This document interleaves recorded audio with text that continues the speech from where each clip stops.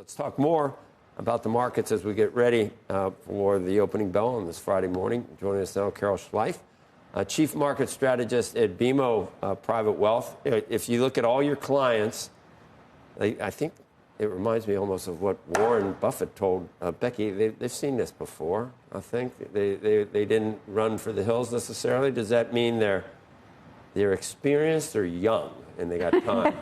I think experienced is more likely. They have seen this a number of times. They've seen markets pull back. They've seen them do what they did in April, where we had a pretty serious pullback bordering on a flat out the 20% Almost sort of bear, decline. Yeah, almost bear market. We touched it, and then we're only down 3-4%. Yeah. So You said 10% were freaking out, and another 10 were freaking in. So 10% wanted to buy badly, but the other 10 were like panicking. Yeah, well, not necessarily panic. They're just very nervous because it could have been the first time they'd seen it. We have a conversation with them about markets are not the economy, and and everybody says that, and it's hard to understand.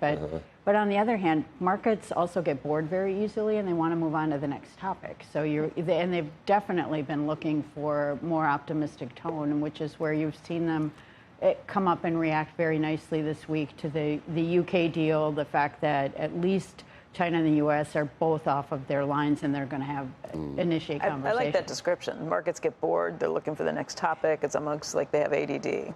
Well, either that or it's almost like you're parenting a 2-year-old, because they're off and on to the next thing, and they'll focus on one thing obsessively for a while, and then they'll move to the next thing because they are discounting mechanisms. There's a reason why the markets are in the leading economic indicators, not the coincidence, because they're always looking for what comes after. And now, similarly, even if we end up with a level of, because our expectation is you'll end up with a level of tariffs that's substantially higher than we were at, because we were at less than 3%, and you'll end up minimum of 10% and other things layered in. But markets will figure out how to react, companies will figure out how to react, and we'll move on with that and on to the next topic. So even if there is some near-term damage already in the economic numbers that comes through, once the deals are signed, markets will adjust for that and move on to, and they'll focus on hopefully the tax rate. If your rationale was you want onshoring, and whether you can do that with tariffs, I don't know whether you actually can, but if you're not just putting on tariffs to get a trade deal with other countries to go to zero, I guess you leave on the 10 to still try to cause more products to be made in the United States. Well, and there's easier. Different ways to encourage that domestic production. The other thing we have to be really careful about making sure that we're doing is the U.S. has big, broad, deep capital markets. We have innovation here. We're known as that. There's a lot of ability to be able to fund startup ideas. We can't destroy that. We can't let the brain drain happen. Right.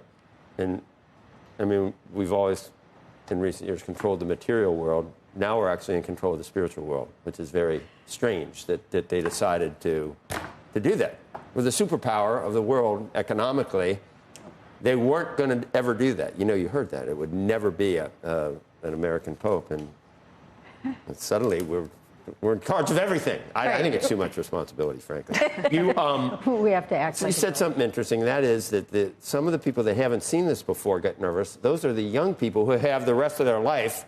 They ought to be the ones that are calm, and then you got the old people that might be retiring, and they've seen it before, so they don't get nervous, even though it's very strange. And I do think people are wired with a certain sort of, you like to lean into risk or you don't. And the interesting thing about managing portfolios all these lives is some of my youngest clients have been most conservative in their asset allocation, and I've had 90-year-olds that want to be all in on technology all the time. And So it really is partly how someone's wired. But the interesting thing is, too, is if you focus on, we've advocated for globally diversified portfolios for decades, and that's been a tough place to be when the U.S. has been the only place that's generating long-term returns.